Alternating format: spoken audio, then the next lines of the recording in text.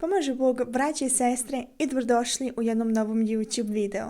Moje ime je Hadži Teodora i u današnjem videu ću vam pokazati kako sam ponovo premjestila svoje ikone i napravila jednostavno jedan novi kutak za molitvu.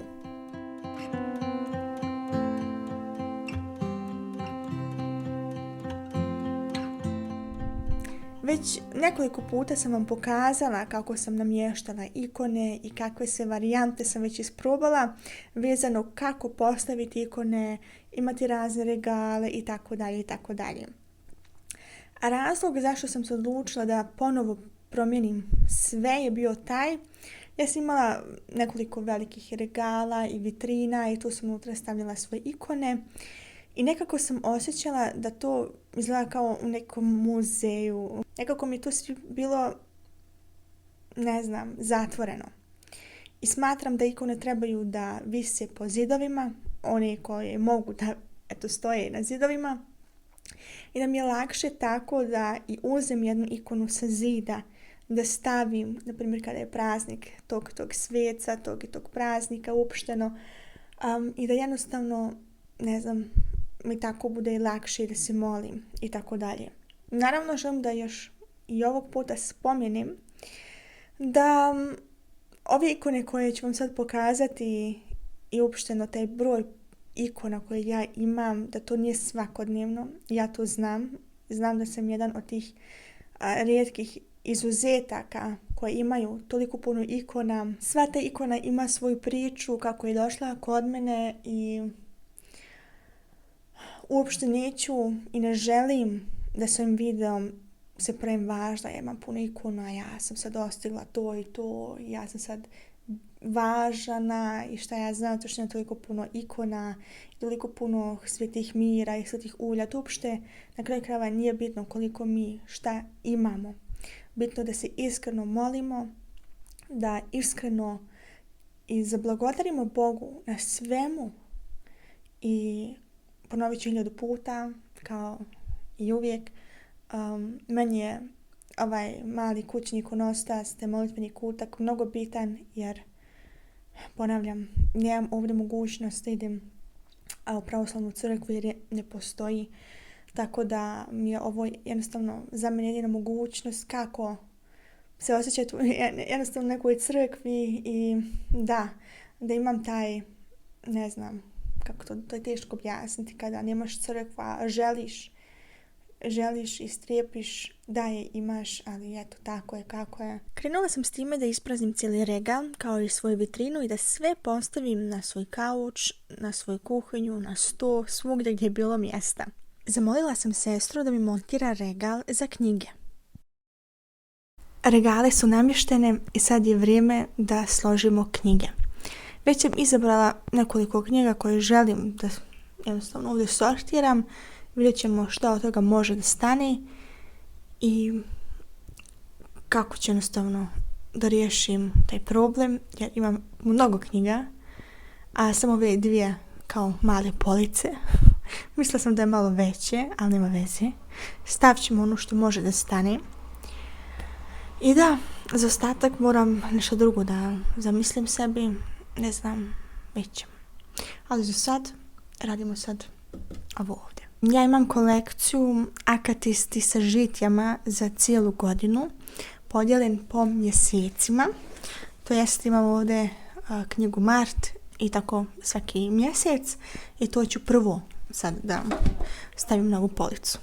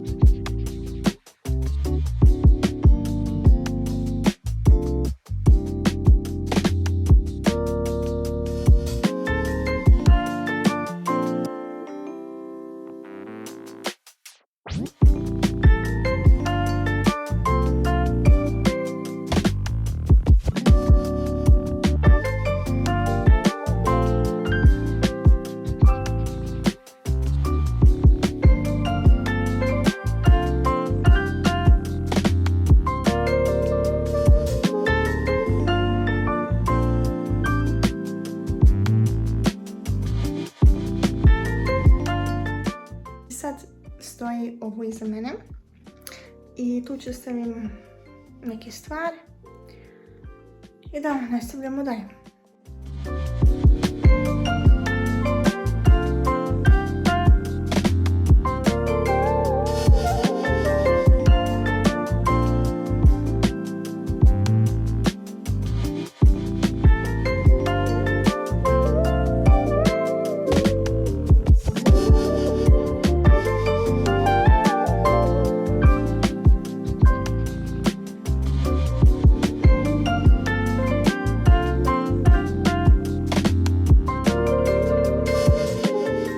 Našla sam sistem kako rasporediti svoje duhovne knjige. U prvoj ladici čuvam knjige koje sam pročitala i koje jednostavno želim da sačuvam.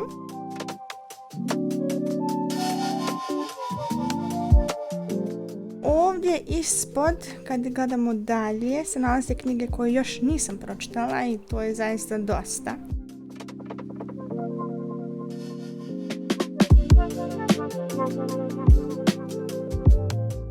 Predzadnji dio, tu, kao što sam već rekla, to su stvari koje želim da poklonim, kao i manastirske crkvene kesice, neke stvari koje jednostavno ne znam gdje da ih slagarujem, na primjer kao što je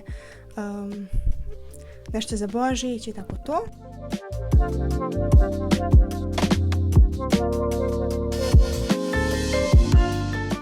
I skroz dolje, tu su jednostavno eto te stvari za djecu i za vjeronauku.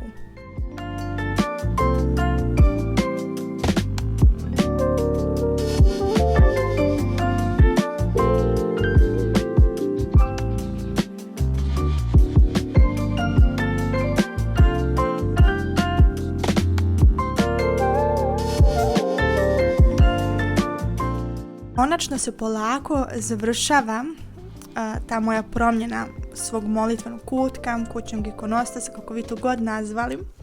I danas je na redu bilo da postavim još 3 mala regala. Da, još ostatak ikona tu postavim.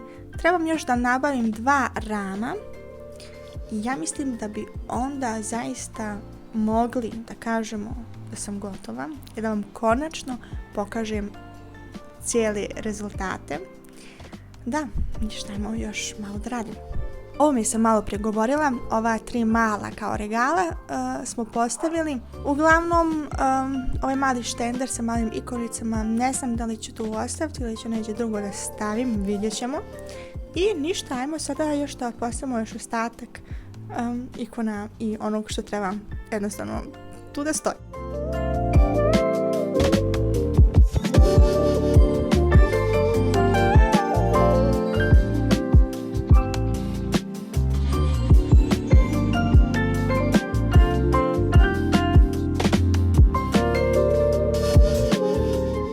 Počet ću najprije sa ovom stranom ovdje. Gore imam jednu ikonu Presne Bogorodice sa njenom majkom Anom. To je inače moja mama uradila, taj diamond painting i onda smo odnijeli u manastir Lepoglava da osvještamo. Ovdje ispod sam postavila eto te manje ikonice. Ovdje su različite molitve i to smo pronašli u manastiru Optina kada sam bila. Ovdje imam također nešto od Svetog Nikole. Sada ću da vam pokažem ovaj centralni dio gdje su eto te najveće ikone koje imam. Pokušavala sam da jednostavno sve namjestim na svoje mjesto, ali da nije ni previše. Tako da ovdje možete da vidite, samo da sklonim moje svjetlo. Ovdje možete onda bukvalno da vidite sve te moje ikone koje ja imam. Iz različitih mjesta su, sa svakog mog putovanja, imam i puno ikona što je moja mama poklonila. Da, stavila sam jednostavno sve u jedan red. Ovo mi se naročito dopada, to sam nabavila u manastir Suroti. To je žitje Svetog Pajsija kao i djelimično također Svetog Arsenija. Ja sam jednostavno to dodatno uramila, pošto nije ram došao. To je nekako naročito mi se dopada. Sada ću samo da uzem 2 danjecka da vam mogu nešto da pokažem. To su ove 2 komode, da li se to može nazvati komode, ne znam, za moje knjige. Nabavila sam 2 komada, najprije ovaj ovdje sa mojim crvenim knjigama. To su knjige sabrane djela Svetog Nikolaja ili Akatiste svaki dan u godinu, moj psaltir, Novi savjet, Ohridski prolog. A ovdje to su Žitje svetih, moj molitvenik, časoslov, također opet Akatisti i eto ove knjige koje naročito volim da čitam. Da, to sam stavila tu. To također ima i funkciju kao lampa, to jest dobila sam daljinski uz to. I šta bi?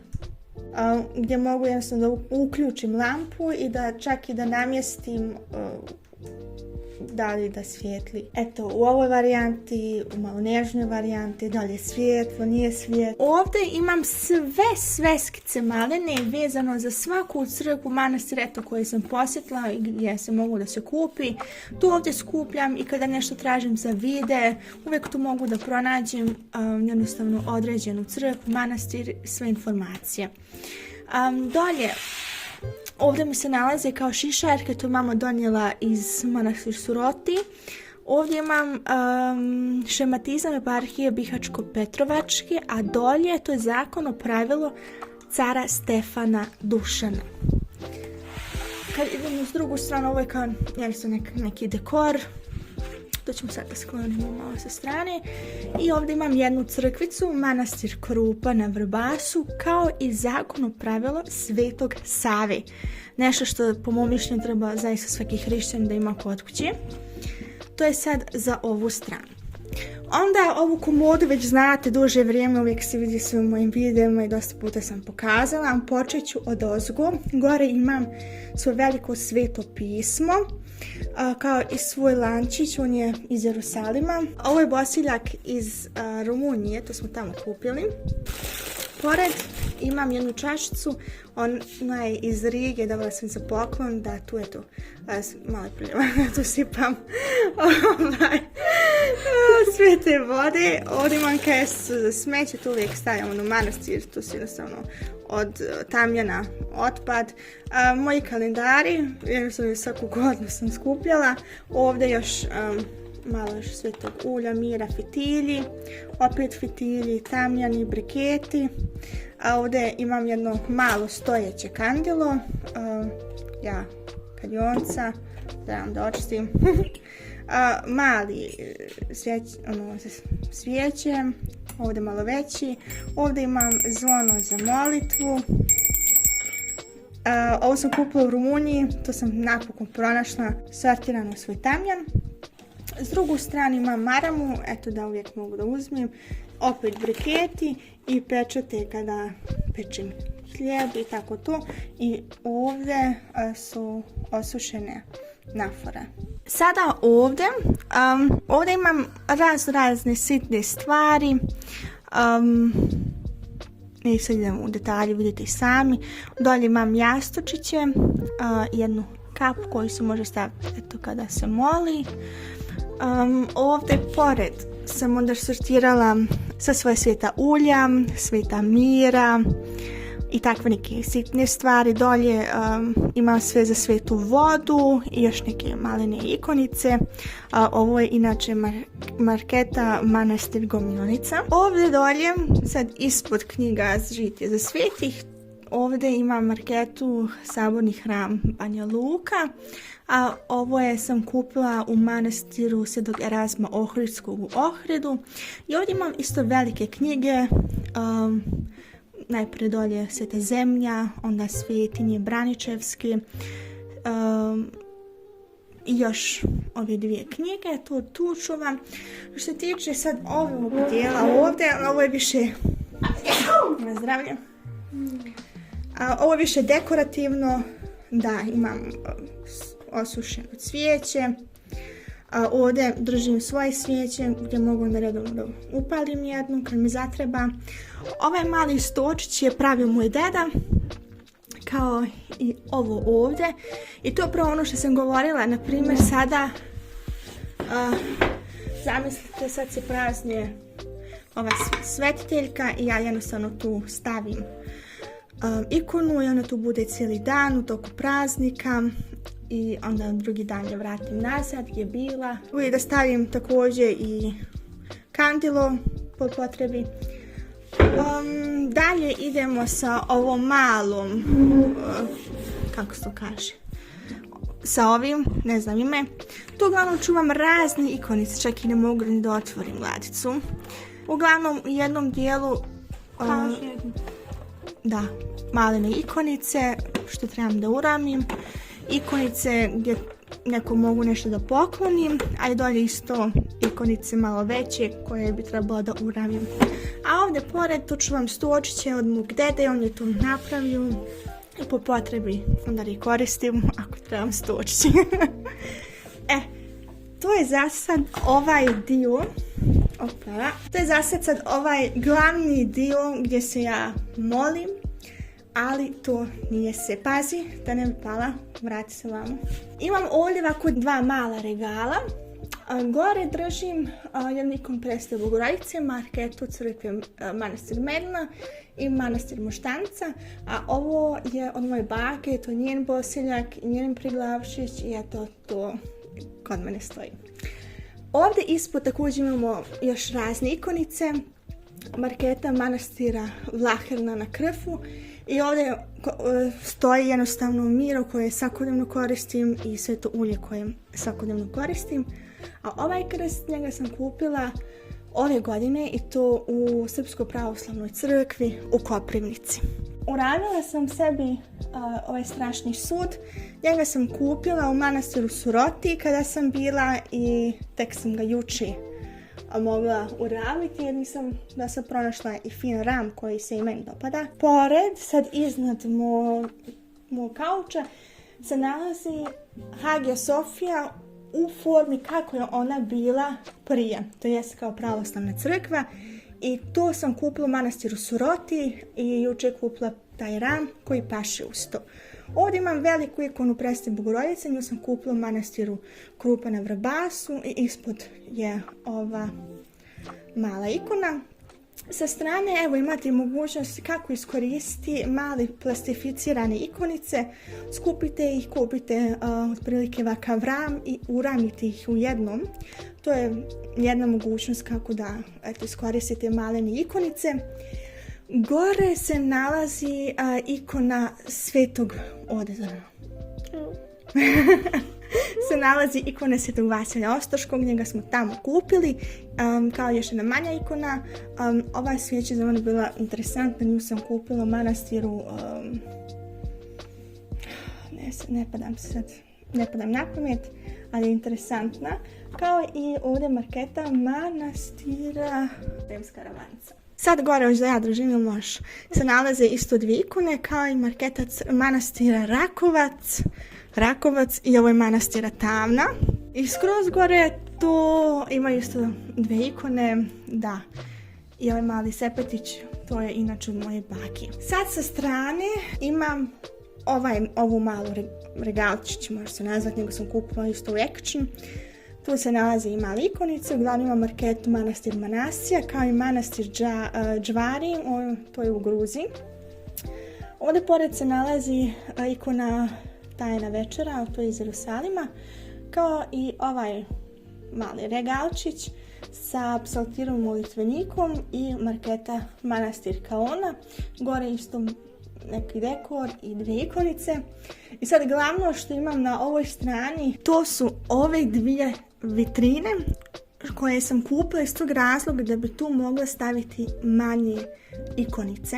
Skroz gore možete vidjeti isto je red ikonica, onda imamo crkvicu Aleksandar Nevski, onda Sveti Roman, manastir Glogovac, manastir Tumane, ovo je iz Egine, tamo je Vitovnica i Donja Višnja.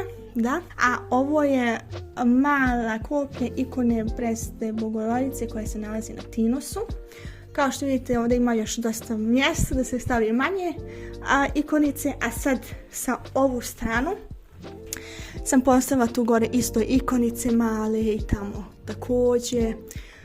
I ovdje isto ikonice. Ovdje imamo tu glavnu crkvu u Tbilisi i ovo je crkva Svetog Klimenta Ohridskog. Ovdje vidimo marketu Manastir Gornjak i Mala Remeta. Da, i ovdje su sada ove malo poznaćene ikonice. I tu imamo najprije manastir Sveti Naum Ohrid, crkva Siros, Arilski manastir, ovdje najprije Ravanicu, ali što sam htjela pokazati jeste ovo Visoki Dečani i ovaj ovdje, ovo je Žiča. Onda imamo ovdje manastir Jazak i s drugu stranu manastir Klisina i ovo je Egina. I ovdje se također opet vidi manastir Svetog Nauma Ohridskog. I da, to sam tako sad tu namjestila, da su i te male crkve, ali već imamo i te male ikonice, sve na svom mjestu. Da, nadam se da ste uživali dok ste gledali ovaj video i mi se vidimo u sljedećem videu. S Bogom, amin.